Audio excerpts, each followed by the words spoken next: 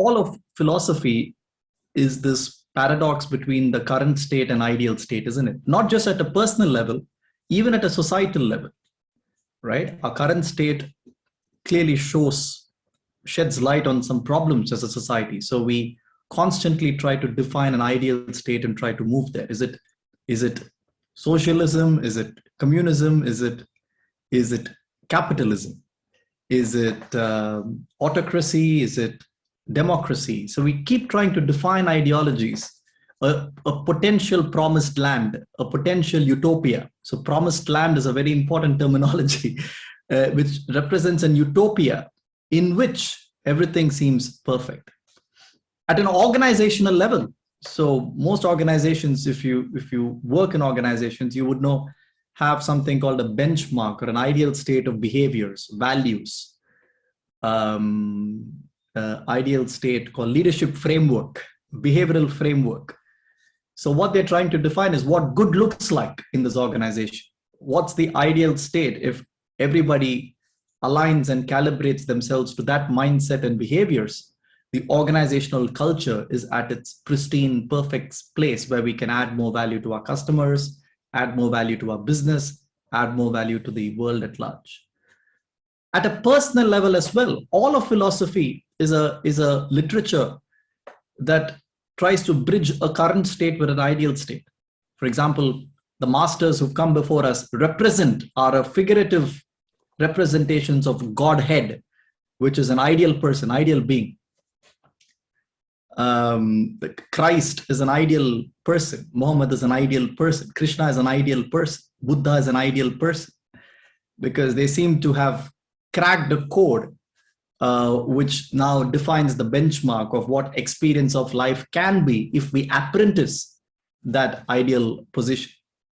So all of life is an endeavor, the struggle and strife to bridge our current experience of life with a promised land, a promised experience of life, which we yearn for. Now, I want to ask you a question. So, because chapter 12 is where Krishna gives his point of view on what are the mindset, behaviors, attitude that make a person perfect, that makes us Christ-like, that makes us Krishna-like, that makes us Buddha-like, that makes us closer to the pure form of idealness. So that's chapter 12 about. My question to you is, why have an ideal state? Why define behaviors and mindsets that we call ideal? Why define it? Why have an ideal state to start with? Anybody? You unmute or put it on chat. Both are fine. Yes, go ahead. Hi, Aditya. So if you wanted to dream of a person, we need to have a mental creation who I want it to be. So that's what we refer to ideal state. So first, if you want to become an Aditya, I would look into Aditya's principles. What is he into? What is his background? What is his professional knowledge, personal knowledge, religious knowledge, spiritual, and then in terms of what's his position, what is his desire, what's his recreational activities, hobbies. So I would look into that one, and I would find myself, what is my ability, what am I into? I would try to compare myself and how I can become like Aditya or somebody else. So that's what I would do. I try to create an image. First, I decide whom would I want it to be. Either somebody else, Aditya, or someone else, either like my dad or my cousins or whoever it is. And then thereafter, I try to form a mental image based on the principles, what you have or what I wanted to become. So that's how we always refer to ideal state. Yeah. We need an ideal state very simply because we yearn for the fruits of that ideal state. So what are the fruits of an ideal state?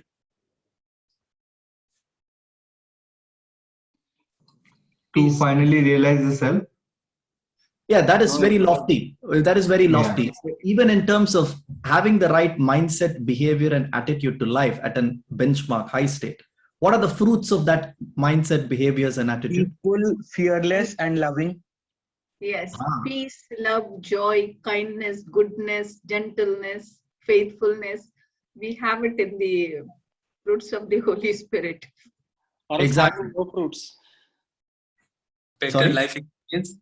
Having no fruits. You're right. So the fruits of an ideal state is happiness, peace, joy, tranquility, equanimity, greater experience of life, forgiving nature, generosity, kindness, stability. We all yearn for that, isn't it? And that lacuna that we yearn for, but we don't get, that lacuna gives us dejection, but we yearn for the fruits of the ideal state. So a simple reverse engineering process will tell us that a simple karmic cause and effect process will tell us that the fruits of something cannot come from an action which is divorced from it. Meaning, in the ideal state is embedded the fruits of the ideal state. In our current state is embedded the fruits of our current state. Correct? In forgiveness is embedded the fruits of feeling light and happy. In jealousy is embedded the fruits of feeling anxious and depressed. So in the mindset and behaviors of any of these states is embedded the fruits of and results of that particular state. So while we are at our current state, we still yearn for the fruits of the ideal state. So when somebody like a wise master tells us that equanimity, sthita prajna, steady wisdom, or in this chapter, we're talking about a perfect person of perfection who's always tranquil and happy and forgiving. We can't forgive now in our current state if somebody betrays us. But we yearn for the fruits of that behavior, which is having forgiven. People seem to be happier than they were as compared to holding a grudge forever. But we don't. We yearn for the fruits, but we mismatch causation. We stick to our current state and yearn for the fruits of an ideal state. That's a paradox that we live in, isn't it? And therefore, what Krishna in this chapter does, and all philosophers and masters who have experienced the fruits of ideal state, not just yearning the fruits of ideal state, which we all do. I desire wisdom as much as Solomon did. Who said that? Anybody remember the name? We have read this passage many, many times. Desire wisdom as keenly as Solomon did, but that must be wisdom acquired through very little effort. Robert Lind, correct. I desire wisdom as much as Solomon did, but it must be wisdom acquired through very little effort, almost as if caught by infection, where it doesn't require me to do much different, but the fruits of ideal state is something I desire as much as Solomon did, but I don't want to put the tough hours at work that Solomon did, isn't it? So it must be like I get eggs from the egg seller or fruits from the fruit seller. I want to watch a TED talk or a podcast and experience the fruits of an ideal state, having not done much to make that an effect of a cause that I need to put in, right? So that karma doesn't hold good just by yearning for the fruits of an ideal state, because the fruits of an ideal state is ingrained in the actions of the ideal state. The fruits of our life today is ingrained in the actions of our life today. So that's a watertight logic of karma. There has been nobody who has had a high sense of entitlement who has not suffered depression in life. Having already gone into depression, obviously you cannot come to Vedanta. You need to probably get a clinical treatment because it's a point of no return at some point in time. But at an infancy, anxiety and depression started because of current state. And in ideal state, how can there be depression or anxiety when you have a looser grip on life? So we yearn for the fruits of an ideal state using behaviors and mindset of our current state, which most of it has been pre-coded in us in our mind, and we continuously modify it and indiscriminately reinforce it because our current state promises a lot of immediate pleasures, and we don't understand the remote consequences of our current state, which is a future anxiety, depression, unhappiness, remorse, regret, etc., etc., etc. So that's a paradox that I wanted to establish. Now let's focus on the current state now, right? That's where we are. Now, the current state, the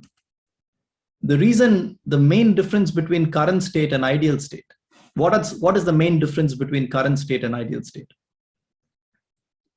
What is the main difference between all the qualities that Krishna defines as ideal state, or anybody defines as ideal state, or even how we describe God? Like, so invocation in like Ir-Rahman, Ir-Rahim, the most graceful, most benevolent, most kind. Krishna talks about generosity, charity. But our current state is here. What's the difference between current state and ideal state? That's a lacking of. Sorry? The sense of Current state is ego. Sorry, one person at a time. Yeah. Go ahead, Jesse. Current state is we are polluted by desires and self-centeredness.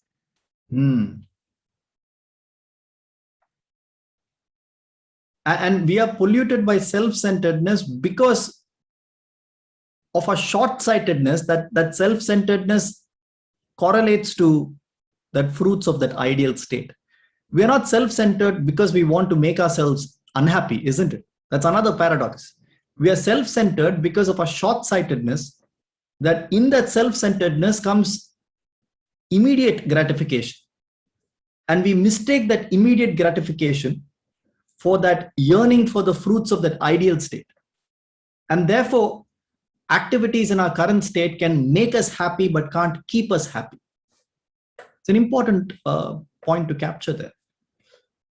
Activities that arise from our current state of mindset, behavior, attitudes has in it the potential to make us happy. And that is why we mistake self-centeredness as a proxy to yearn for the fruits of the ideal state. However, we find that it does deliver.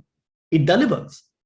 It makes us happy, but suddenly, whoosh, flies away and can't keep us happy. So the difference between current state and ideal state is strong non-assessed preferences. So there's a lot of stuff on chat. Yeah, great answers. Ashwini says to have an acceptance of all things that happen in life without agitation.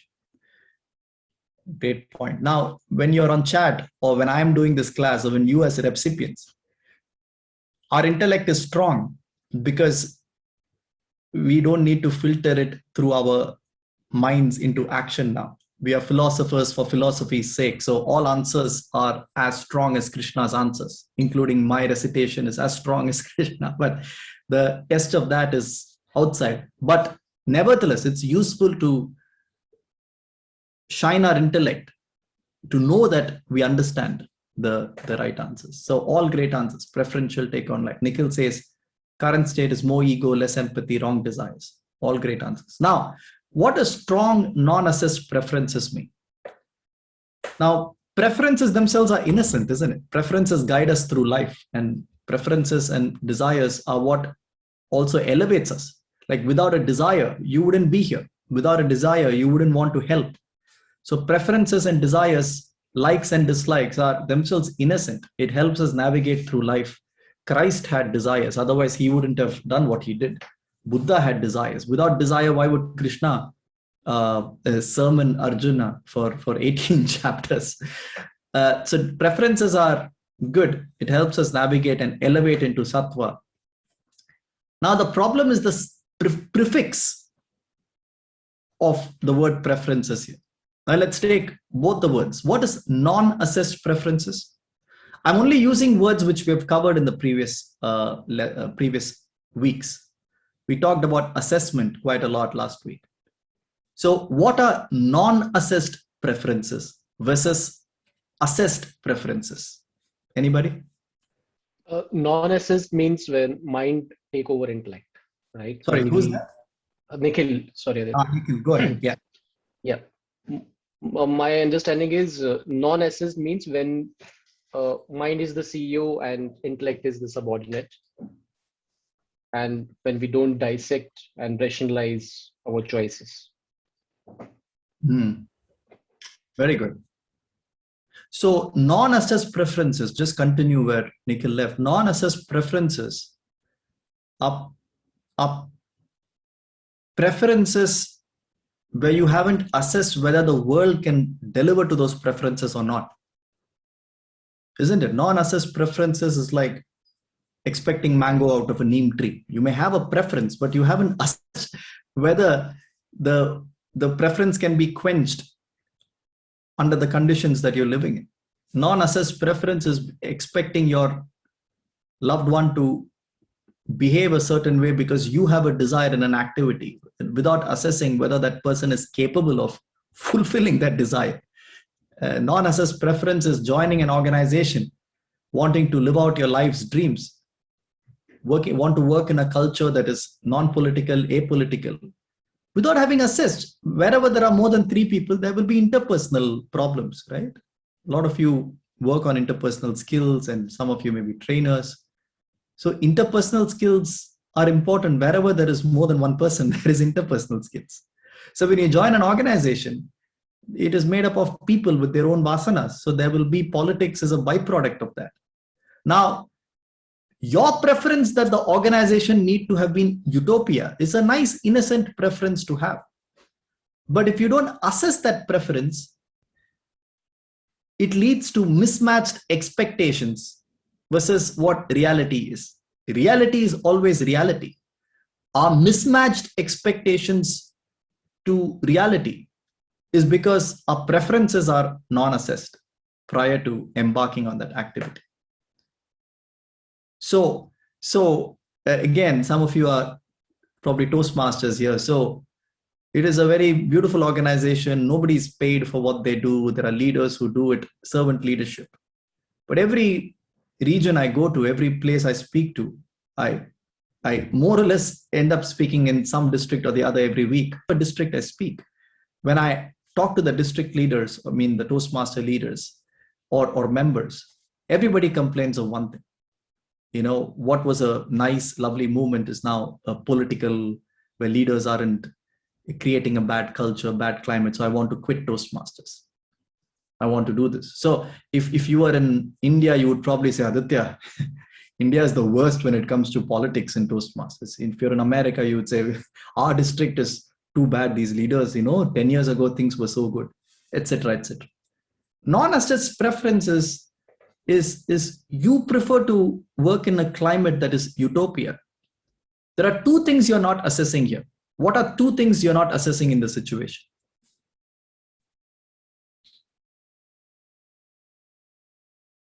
Take a shot. What are 2 things you have to assess in this example that I gave? Whether it is realistic or not. I mean, from a realistic point of view, we have to make the assessment. So the first assessment is what we said, which is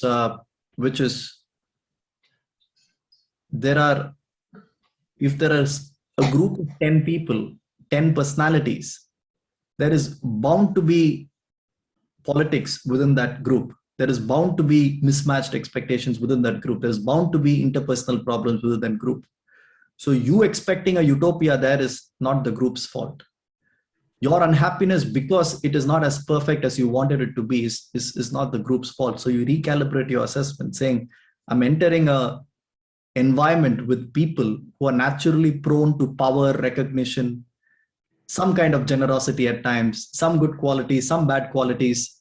A mixture of qualities is this environment. So when I enter the environment, I need to be prepared to dive into that end of the pool.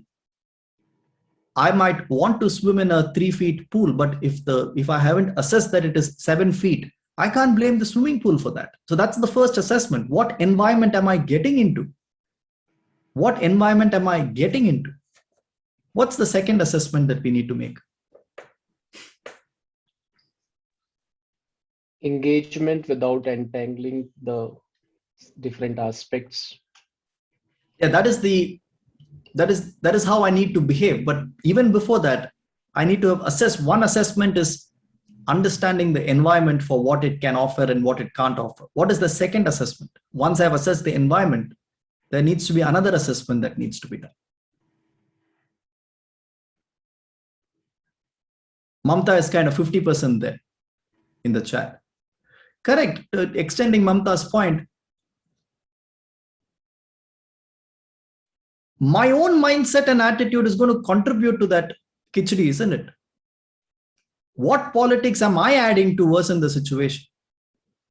I myself have my own desire of power and recognition and certain need and desires. So I'm adding to that mix there. So the second assessment is, if I myself am not in an ideal state, I myself want to grab that power, get that trophy, do this, do that, do that. How can I expect anybody else to be any different? So there are also people like me who have similar pool of desires, etc., etc. So when I'm not in even close to an ideal state of my own needs and desires, obviously it's stupid for me to expect other people. The problem with the point that Mamta is saying is a very, very interesting point. Am I projecting myself on the other person here? How I draw meaning out of that sentence is, our personality is always front and center to us. We are born and we rise, we live in our personality. So we kind of fix that as ideal, and any person who is one standard deviation on either side seems abnormal. So, so you are disappointed with the other person because you are used to your personality. The other person finds himself normal and you one standard deviation away, right? It's assessment. Assessment tells us that we are normal to ourselves. Keeping ourselves as the benchmark, we assess the world. You get along with people who are less than one standard deviation away from you. You cannot get along with people who are 3 standard deviations away from you. That doesn't mean they become abnormal. That just means they're far away from your personality. Correct? You say, I need people of similar values to get along. All you're saying is, I'm looking for clones of myself because those are the only people I can get along with. Otherwise, my head will break. The assessment there is that for us, we are ideal, and anybody too away from us is somebody we cannot get along with. Why? Because we cannot digest their personality for what it is, but we expect them to digest our personality for what we are, isn't it? He's being rude to me. That particular organization is not involving me in important meetings. We expect that forum or that person to accommodate our wonky personality for what it is, but we fail to assess that that forum or that person is also wonky in their personality, and we need to accommodate them for what they are. And if we accommodate them for what they are, there is no mismatched expectations of what we expect out of embarking that activity, right? So that is non-assessed preferences. Now, adding a prefix to that is strong. It's like a strong decoction. Strong. What is the meaning of strong here?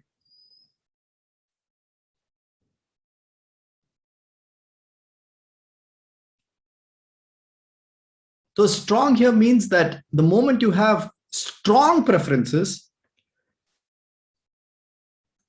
all other choices seem inadequate to us. See, so once you've started earning enough money to do an international vacation once a year, can a vacation in Ooty or Lonavala satisfy you anymore?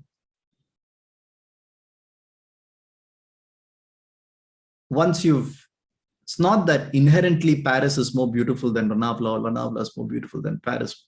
All my friends here in the UK or US saying, I want to go to India for my vacation. They want to come to visit Goa and visit whatever, Kashmir, visit the temples in the south or whatever. For us, what gratifies us is our ideal vacation, because we have a strong preference that I'm earning enough, I need to go there.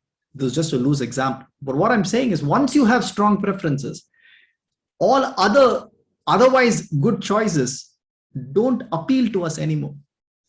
they don't appeal to us anymore. Like that, we can get happiness only out of those strong preferences. We fail to get happiness out of other choices, which may otherwise be good enough for a lot of other people. That's what desires and preferences and attachment and possessiveness does. When it becomes strong, there is a very narrow bandwidth of things that can keep us afloat and make us happy. And there is a wide bandwidth of otherwise good choices that does not have the potency anymore to keep us afloat and keep us happy. We cannot sense happiness in subtle things. We need front and center big things to keep us happy, because our preferences have got too strong. They're just like if you've habituated yourself into pungent food with a lot of masalas, a lot of spices, a lot of sauces, suddenly having a bland sauteed vegetables seems pukish for you, isn't it? Not for you. I know you are very sattvic, but people consider other people. The point there is, when you've got used to a more gross, strong preference, other preferences which keep other people happy doesn't keep you happy anymore, isn't it? The subtlety is lost in life. So we need bigger and better things to keep us happy, because our preferences are strong. And anything that doesn't meet our preferences doesn't have the capacity to make us happy today, though it might have made us happy 10 years ago, right? So when you start growing in your career and be in a comfortable position, that little recognition that made you happy 5 years ago when you started off, where somebody says, great presentation, good job, that doesn't make you happy anymore. You need greater stuff. You need industry level recognition. You need that double promotion. You need the 30% hike too. That bigger stuff makes you happy. The strong preferences. Like I've given the example in the past, and this is a real personal, real life example where at some point I was telling my mentor 8-9 years ago, before I went to the World Championship of Public Speaking in 2014. So this happened in 2013. So I went to my mentor and told him that, listen, I'm a young guy and I don't have any major topics or incidents in life that I can speak in front of 3,000 people in Las Vegas under the big lights of Caesar's Palace. Everybody else seems to have had a lot of great things in life, like they've lost a business, or they've lost a parent, they've lost a child, they've kind of come out of depression, they've traveled the world, they've done cycling for 80 kilometers. I mean, I've not done anything. I've lived a very ordinary life. What do I talk about that can inspire 3,000 people in front of me? And this was in Bandra in Bombay, and my mentor was in this congested office. If you know Bandra, if you've lived in Bombay, you would know. I love Bandra, don't take me wrong there, but it is, come on, let's call things as they are. Bombay is a very congested place. So in a brick building, in a small office, depressing office with a dim yellow light, that was his office room. So I said, listen, I don't have much to talk about. I've not done great things. I've not done on a world tour or something to share my experiences. I've not met too many people of other cultures. So what do I talk about?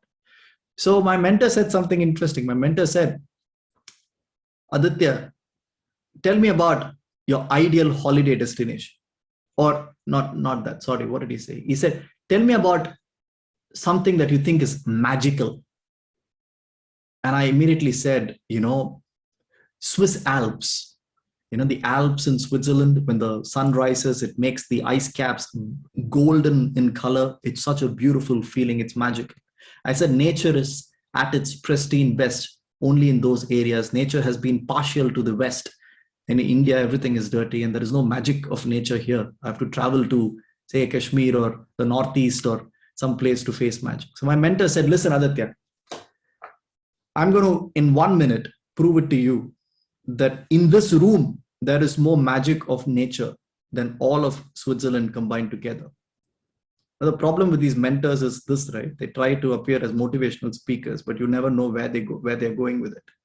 So I said, okay, prove me wrong. How is there more magic of nature in this dungeon in Bandra as compared to Switzerland? And he turned around, he picked a little pot, like the one behind me here in my house, or something like that. So he picked a little pot with a plant in it. And he said, Aditya, every morning I come to office, I water the plant. He asked me, where do I water the plant? Said, you water the plant in the soil. Obviously, if you have any sense, you would water it on the soil. He said, exactly. When I water the plant, what is the journey that the water takes? I said, you pour it down, but it goes up. He said, yes, the water defies gravity. The roots of the plants absorb the water. While gravity applies everywhere in the world, there seems to be magic here, that through the process of cohesion, the capillary action. He said, yeah, I've heard that word somewhere. I studied it in biology. He said, yeah, but let's look at the magic. The capillary action makes the water from the soil defy gravity through the force of physics, through cohesion. It takes some soil, color of the soil with it, because you watered the soil. And as it goes up, the water equally, proportionally gets distributed into the stems and the leaves of this little plant that I have. And what happens later, Aditya? Said it feeds the plants with the nutrients from the soil. He said, yes. And then what happens? I said, the plant take as much water as it wants and the rest evaporates. He said, yes. But what does it do with the color of the soil? It says it leaves it in the plant. And he said, that's why, Aditya, different leaves are different colors, because the color of the soil gets mixed with the color of the leaves, and some are more brown, some are more yellow, some are more green. And then the rest evaporates, all defying gravity because of physics. I said, wow, my school teacher did not teach capillary action this way. He said, listen, is there more magic here? I said, when you say it that way, there seems to be wonder in this dungeon of an office in Bandra. And I can sit and observe this plant and reflect on that for half an hour now. And I went back home, refreshed my knowledge of how cohesion works, adhesion works, the capillary action works, how the xylem helps the move, all of that. And I was like, wow. And it kind of created an interest for me in biology again after 15 years.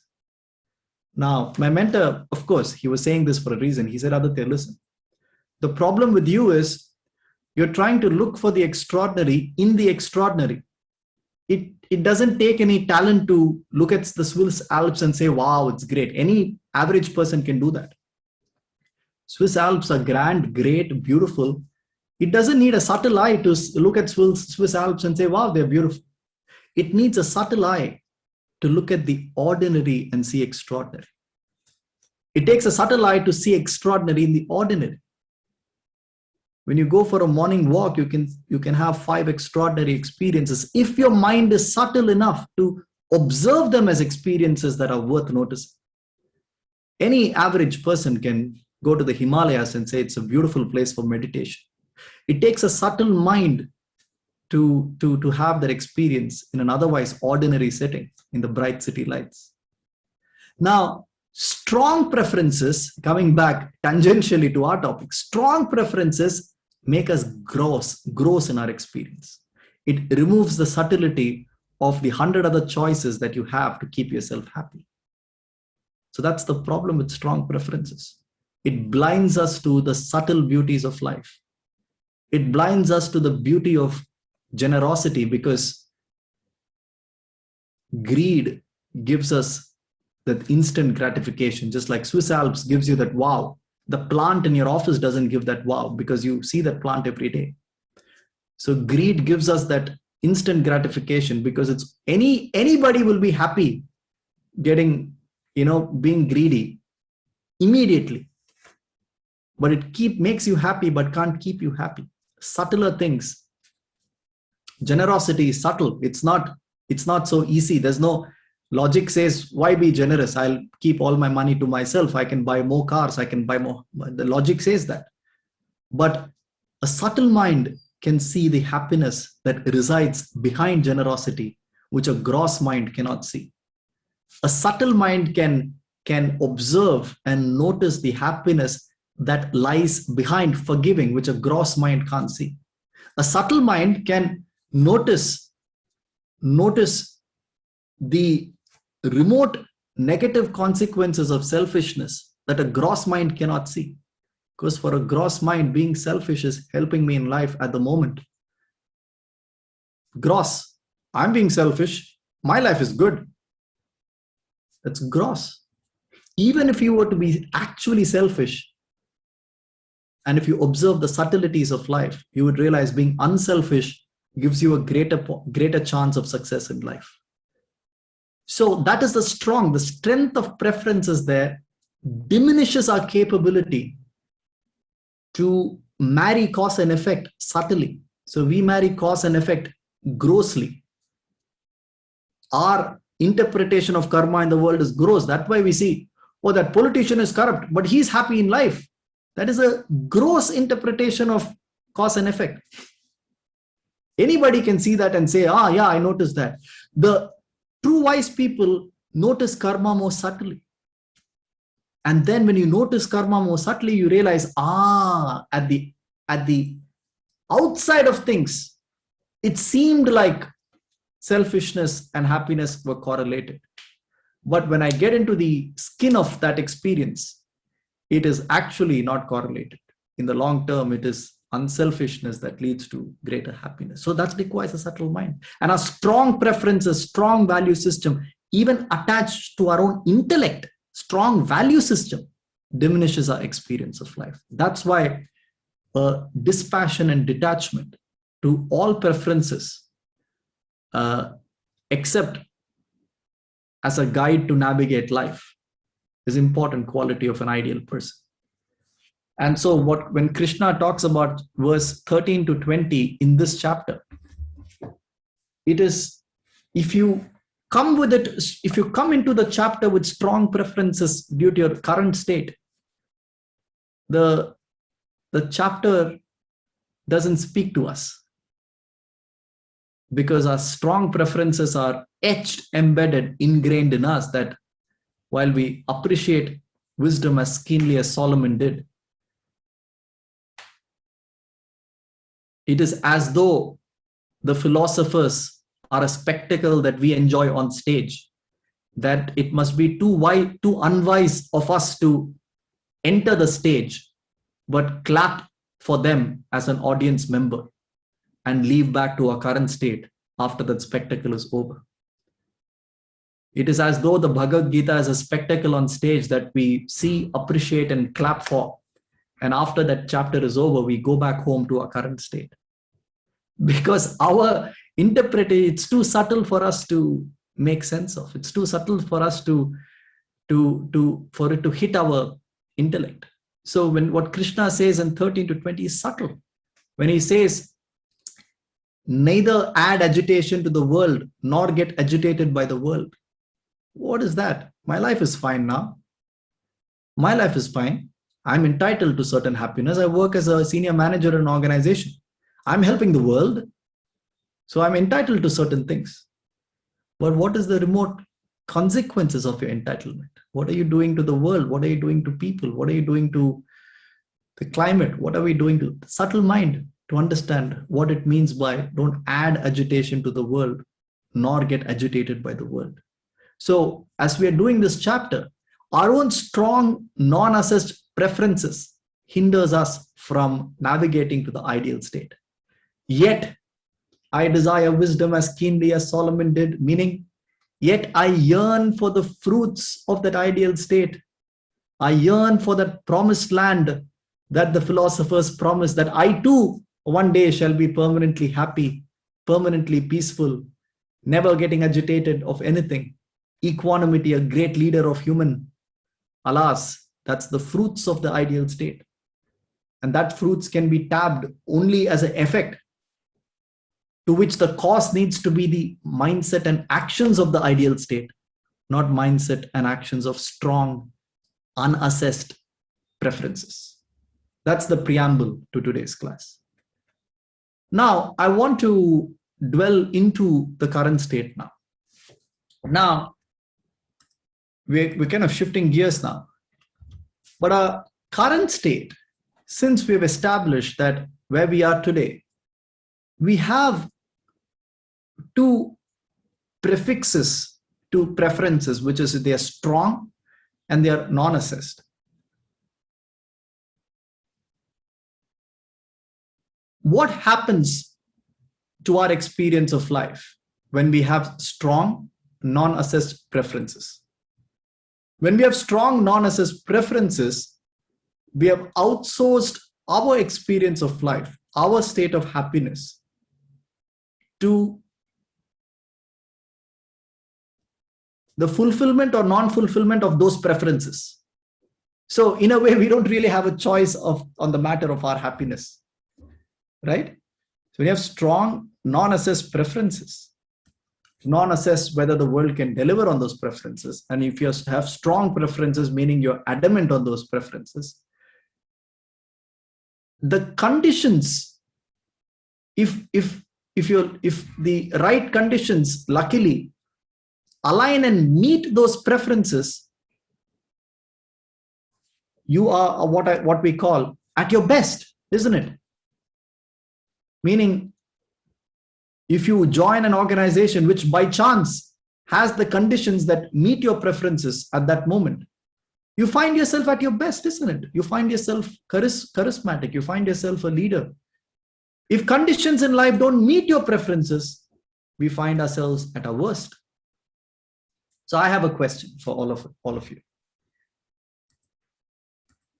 So I want you to think of some time in your life when you felt at your best self.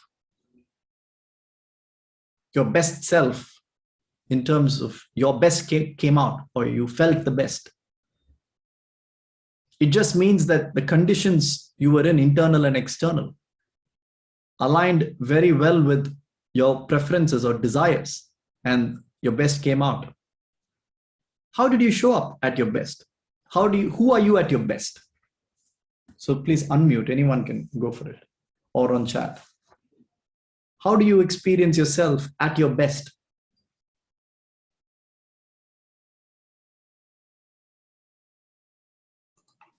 So at our best, for me, it seems like all my actions are giving the kind of result that I'm expecting. So I feel very happy, feel very elated. Yeah. So yeah, that's how I show up. Very happy, very elated, and the more I feel very happy, feel very elated, the more I do. What qualities do you exhibit at your best? Qualities, yeah. So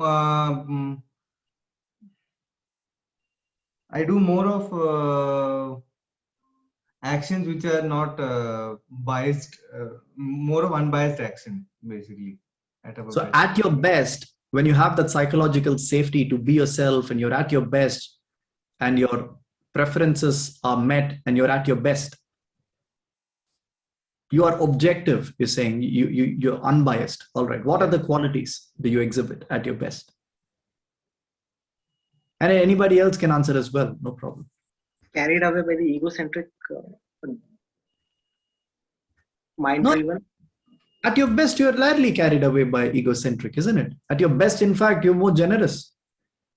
At your best, you empathize with your fellow human beings. When your need and desires are satisfied, you are a wonderful person to be with, isn't it? Yes. So imagine you've just done a office presentation, and everybody has praised you, and your client has said you are the best, and your boss has said you're the best. You've got an email, you've got a hike. How do you behave at office at that point in time? You're happy. In fact, now you're ready to give other people credit, and because you know your thirst has got quenched, now you can offer water to other people. You're comfortable being yourself. Prabha is right. Jesse says confident, loving self and others. You have a can-do attitude. At our best, we exhibit qualities that have a dotted line relationship. Can you see the slide? Yeah, that have a dotted line relationship with the ideal self. At our best, we're not too different from all the qualities that Krishna describes. At your best, you are that person others want to emulate, isn't it? At your best, when all your insecurities are gone, and those spikes in life when you've got an award, or when you're feeling at your optimal best, You get back home, and how do you behave with your mother? In fact, when she is being a little finicky, how do you respond to her? You forgive her at a drop of a hat because your life is otherwise going well, isn't it? How do you behave with your spouse? At your best, when you had the best day in office, how do you behave with your spouse? In fact, you start the conversation saying, honey, let's go for dinner today. And she looks at you and say, you never say that normally. Wow. She said, you say, of course. What is life without spending time with each other? You're at your best, pristine best. And how does that date go? You are calm, you're composed, your best self comes out. You're not trying to push your agenda because you're brimming with confidence. You're brimming with otherwise everything seems fine. So there is no insecurity at that point in time. Now, let's remain at your best. What is your experience of life at your best?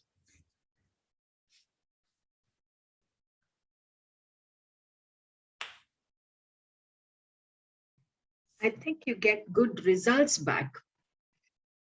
How do you feel, Jesse, at your how's your feeling about life at that moment? You feel strong. You feel you are able to cooperate, and team spirit is good, high, and the decisions are taken, and you get good results because there is a good vibes from you to the others, and others also feel happy.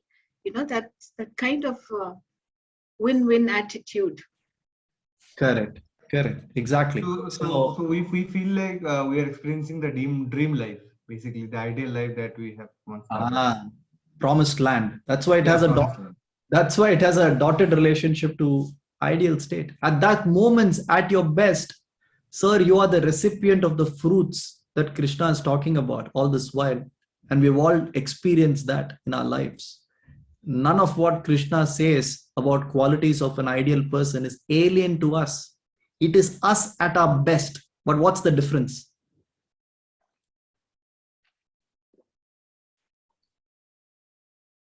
Let me repeat.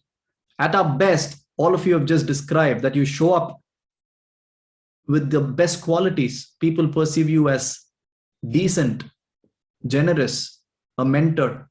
People perceive you as non-selfish. People perceive you as an achiever.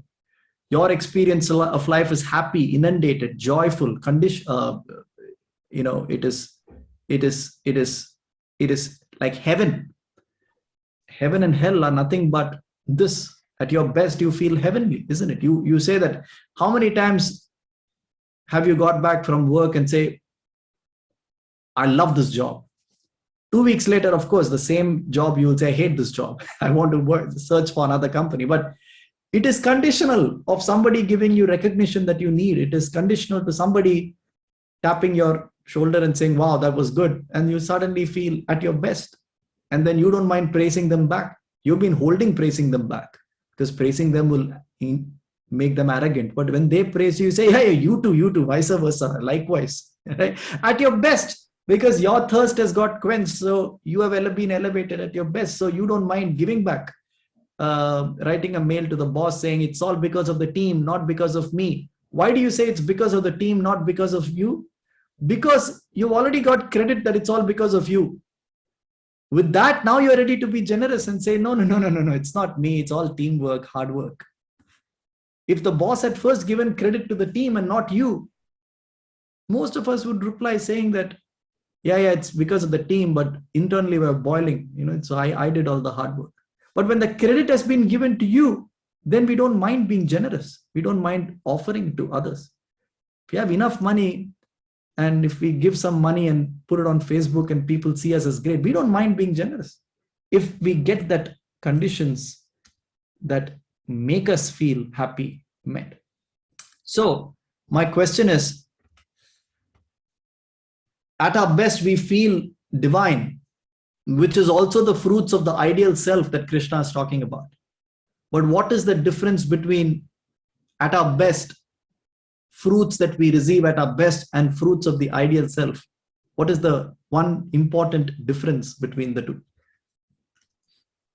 So those at our best, the fruits are short-lived, I mean, it is not guaranteed to get it every time at our best, because we have a strong non-essence preferences. So there are chances that we can again from at our best we can go to at our worst, and then the result will be flipped. So so it's not permanent. And also it's like we are in cause and effect field at our best, but in ideal state we will be like out of cause and effect state, then we'll be like we will be in ideal state. In ideal state, we do not look for the conditions to be the best. We want to be the best naturally, and it becomes a vicious circle where we keep on reinforcing, and again and again our experience of life gets further elevated, and we are even more encouraged to be in the ideal state.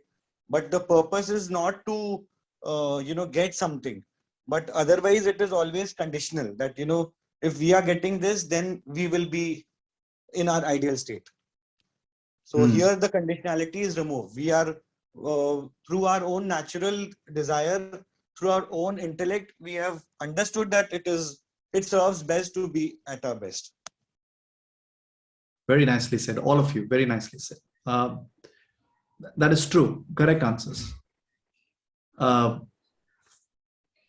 At our best, we experience the fruits of the promised land.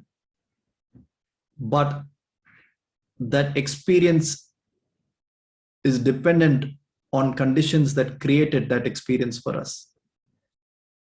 We still are a slave to those conditions. Meaning, let me do the next click. So our best selves, how often does that stay? All of you have typed a lot of things, isn't it? At your best, you are this. At your best, you are light. At your best, you are beautiful, generous. You add value to your relationships. You don't mind bending your personality to accommodate the other person's personality. At your best, you forgive the other person for who they are. How long does it stay, sir? It stays as long as those conditions last. It stays as long as the conditions that facilitated you to be your best last. The next morning when you go back and your boss says, though you did a great job yesterday, I'm upset that you did not add me to the CC, whatever he says, anxiety kicks in again. And what do you reply? Saying, this jackass boss cannot stand my success. I'm going to show it to him that I'm more valuable to the organization that he is. Whatever. So your worst kickstart again, jealousy, anger, remorse, envy, whatever. We stay at our best until the conditions that facilitated that best remain. And when the conditions that facilitated our best are taken out, our best flies away out of the window along with those conditions. So at that moment, you feel that in and through your best, in and through the Christ-like few minutes that you had, you did not actually have the power to get there. It was conditions that got you there, and and that feeling diminishes when favorable conditions are taken away. Similarly, how are we at our worst? At our worst, we're the opposite of at our best, isn't it? And if we reflect a little, we'll understand what conditions trigger our worst. It's different for each of us. And if you think about it, and if you want to put on chat or say it on audio, think about how do you show up at your worst? Or what conditions bring out your worst? At our worst, we are bitter, resentful, and blaming others for everything that is not going as per what we want in life. So when the fruits of the action is not as per our choice, that brings out our worst. And then we start behaving like we start being selfish, we start being biased, and do whatever it takes to make things worse further. Yeah. I have a question. Even if you don't expect any praise or anything, but when you did something with all good intention and someone criticizes you, it does hurt you. It takes away your sleeps. Uh, how do you react to these situations? You never had any interest. You never wanted any praise, but you did it all out. But you get hurtful critics. How do that also can happen. However, you are selfless in the act. Good question, Jesse. So it goes back to a strong preference for validation, isn't it? A strong preference for meeting the ideals of everybody around you is a strong preference. Okay. And that is not their ego, that is our ego, that I need to be seen as a benchmark by people around me. And I will be selfless so that I'll be seen as a benchmark around me itself is being selfless because of the motive of I can't fall in the eyes of people around me. The wise focus on action. The wise don't focus on things outside their jurisdiction, which is how other people will perceive or not perceive. And when your action is gold standard, you neither draw happiness or unhappiness by how others are saying. That happens only when actions are gold standard. We naturally feel that we are not perturbed by the consequences, the results that our actions deliver, because our actions could not have been any better considering the knowledge, know-how, and the availability of resources we had at that moment. That's why Shakespeare says, to thine own self be true. Thou can't then be false to any other person in life. But that's ideal state where your action is gold standard, coming out of intellect, empathy, and coming out of the right value systems and hierarchy of intellect, mind, body.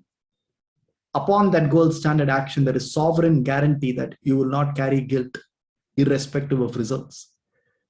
The fact that you carry guilt because of results shows that your action wasn't gold standard. Only if I procrastinate for tomorrow's important client meeting will I hit myself when the client meeting did not go well, the results didn't go as per plan. If I have given my 200% and done what needs to be done, talked to what needs to be done, network beforehand, and yet for some odd reason the technology doesn't work or something happens and things doesn't go well, a man of steady wisdom, human being of steady wisdom is not going to blame themselves. They're going to be as happy as they would have been, even if things didn't go well. That doesn't mean they're jumping in joy, yeah, we failed. No. The point is, it's not in your jurisdiction. It's ego that says that things should have been different. I'm entitled to a good result because I did the hard work. You're not entitled to anything. You're entitled to actions. In that action is ingrained your experience of life. But that's the man of steady wisdom there. That's the ideal state. In our current state, the point is, in our current state, at our best, we still have a dotted line relationship with the ideal state. Because in those moments, we feel that way. In those moments, we feel that we are God in that sense, right? At our worst, we feel that we want to dig a hole and bury ourselves. We want to quit. We want somebody else to die because that will make your life easier. It's difficult. Life at our worst is difficult. And a consecutive series of experiences at our worst gives rise to depression, gives rise to agitation, gives rise to anxiety, gives rise to clinical problems, gives rise to physical problems, gives rise to health problems. It is because we are constantly consecutive months and weeks at our worst. And it shows up in bodily fashion. It shows up in depression. Now, once you are in depression, it's difficult to experience at your best. It takes a big journey to get back there. But for most of us who don't have a clinical problem or anything, we constantly oscillate between at our best and at our worst. But the problem with both is they both are dependent on conditions favorable or unfavorable to our strong, non-assessed preferences. And the problem with that is I have written the last point on the slide here is both were condition dependent and not intellect dependent. It wasn't at your best is not a credit to you. It is credit to the conditions in the situation that met your preferences. Of course, there is credit to you, but that overall scheme of things, it was by chance. You may be curating conditions to meet your preferences, to maximize being at your best, but it is still dependent on conditions, and that conditions can change anytime. You cannot, you've probably married a person after doing your due diligence for many years to marry a person who will fit your value system. So you've tried to game the conditions to meet your preferences. That's a great, wise thing to do. Yet there is no foolproof guarantee that those conditions will not change in the future, isn't it? So in spite of you trying to maximize the conditions that meet your preferences for you to be at your best, you are still living in that insecurity of the fact that you don't control the conditions 100% of the time. You join an organization which is small and entrepreneurial to be at your best. Correctly, a year after you join, it's acquired by a larger organization. You try to maximize conditions that meet your drivers at the workplace to be at your best. And you've moved your family to another city and done all of those things, bought a house, got your children admitted in a new school, and suddenly you realize this smaller entrepreneurial company that you wanted to join, the founders have exited and got many millions of dollars and sold it off to a Google or a larger company. Conditions, you try to maximize conditions to replicate the feeling of at your best to 80% of your life.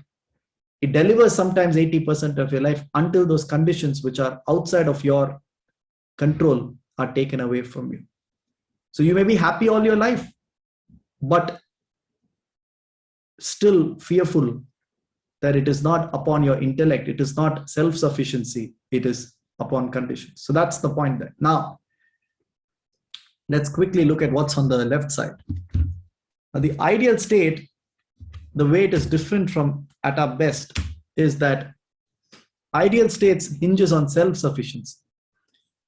All ideal states, not just the Gita, any wisdom of any value in the world, talk about self-sufficiency.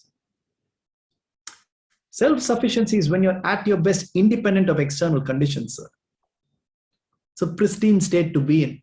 It's the only aspirational state to be in. Being at our best independent of external conditions in no way makes us lesser effective or efficient in the engagements we take up in life. It only makes us stay at our best in those engagements 100% of our time. So automatically those 4 questions on the right side here, how do you show up? You always show up as a magnet, as a leader of humans, as a person who attracts people, as a person who is objective. What's your experience of life? Independent of the conditions you're in, you're sthita prajna, you are moderate, you are equanimous, you're happy. Your identification is elsewhere. How does the world experience you? The world experiences you as a Messiah. If you're completely self-sufficient, that's the Messiah. The world experiences you as the benchmark for that ideal state because they yearn for the fruits that you are experiencing, but they're not having the mindset and behaviors that you are putting in. So your effect, which is your state of mind, comes from your actions, which is ideal state. The world loves that, but they don't know how to get there. So automatically they flock around you. Automatically you become the benchmark for the world of humans. And that is why people throng around you to apprentice you. At that point in time, you don't need to teach anything. The world follows the grace of your conduct. Your children are ideal children because they see you practice what you preach. Your tough boss is kind to you, because how else can he be when you are so understanding of his problems? The world is otherwise tough, but to you it is generous, because your attitude to the world is to give the world the benefit of doubt. So your world experiences you as a pleasure to be with. The burden that you place on the world is minimal, and the burden you take of the world seems more than what you ask from the world. So who will say no to that equation, sir? When you're ready to, when your burden on the world is less, you are helping the world more. You become a magnet for not just spiritual edification, even to be a CEO. You're the ideal candidate, because you are not adding burden to the leadership team with your personality wonkiness. In fact, you're being objective and you are absorbing their personality disorder, and yet trying to lead a team to its efficient best. You're playing the buffer for other people's incapabilities, yet not being dejected by it yourself, because you don't have a strong non-assessed preference. You're loose and light. As Christ would say, my yoke is light. My yoke is light. Yoke is the burden. My burden is light. The world thinks that I'm carrying the entire world on my shoulders, but I'm not carrying anybody. My yoke is light. My burden is light. But the world sees me as a leader of men, and they say, wow, his life must be so tough because he's doing so much for the people. But my yoke is light. That's self-sufficiency. At our best all the time, independent of conditions. Now, the role of the intellect is interesting there. But the role of intellect there is right assessment. We cannot be self-sufficient with non-assessed preferences. Right preferences is at the highest level. The right assessment is, listen, in and through all of this, I am only the self in me. I am the pure consciousness. It's the ignorance of that self which manifests into projection after projection. And within this projection, I'm going through this turmoil of my best and worst. So if all of this is but a projection, a reflection upon the mirror, how can I be serious about something which at the highest level doesn't exist? That is the highest level of assessment. Right assessment also needs to be calibrated at many levels, sir. Because you cannot assess a person in its perfect form without assessing the truth about the world itself. You can, but again, that will also not last. At the highest level, right assessment is calling the bluff of the world. Brahma Satyam, Jagat Mityam, Jivo Brahmaiva Na Paraha. The pure consciousness alone is, the world is a projection of my own ignorance. Jivo Brahmaiva Na Paraha. In my true unadulterated form, me and that Brahman are no different. That is the right assessment. When you call a video game, there is only so much investment of emotion you'll put in it, isn't it? When you think of it as real life, then your investment of emotion in it is unmonitored. So that's the highest level of right assessment. The second level of right assessment is karma.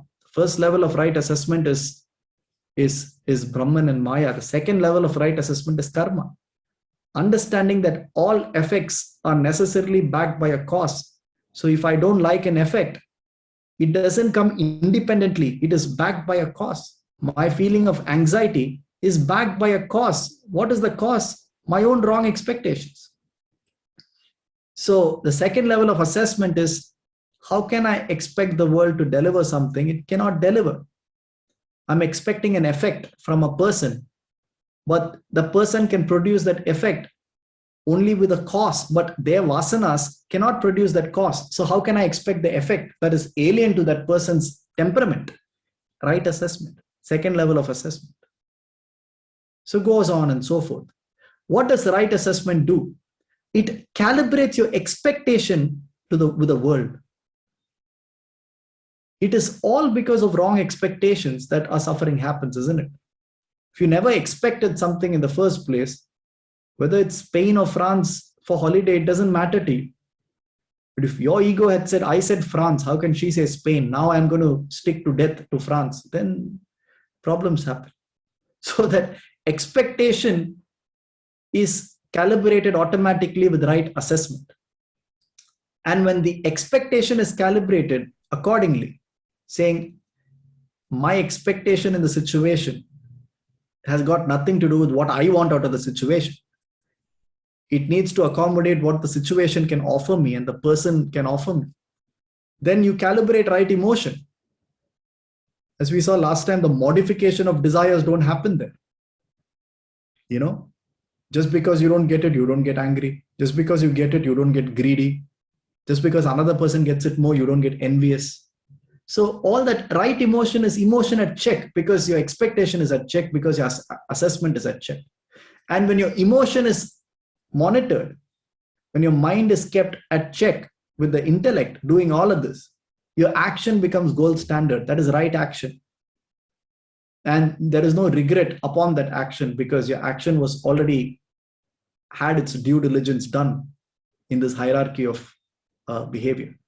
So this is what actions and emotions born out of this process through self-sufficiency, which is independent of external conditions, which is backed by the intellect.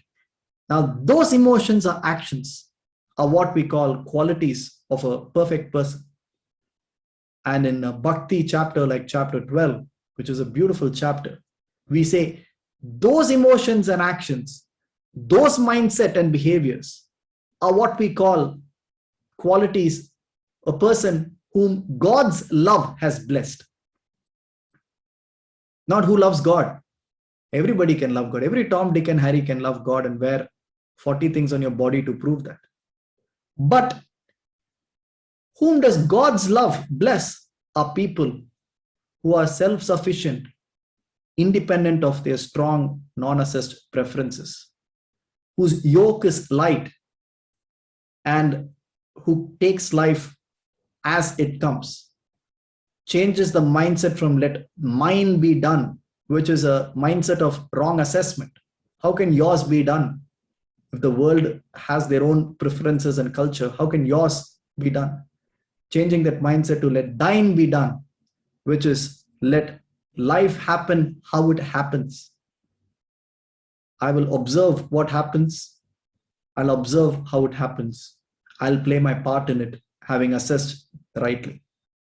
Now that is the qualities of people whom God's love has blessed. In other words, that's the qualities of people who are playing karma to their advantage. We yearn for the fruits of actions of such people, but our actions itself are not calibrated to theirs. And therefore we keep searching for the promised land, that one book, that one self-help book that will solve our problems, that one spiritual discourse that will elevate us. I desire wisdom as keenly as Solomon did, but it must be wisdom acquired through very little effort. But with the role of intellect, we reach the ideal state. And in the ideal state is embedded the fruits of that ideal state.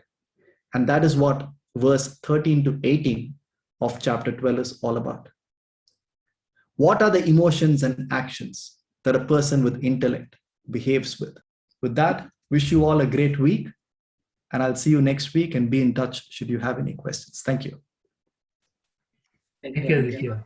Thank you, Aditya. Thank you. Thank you.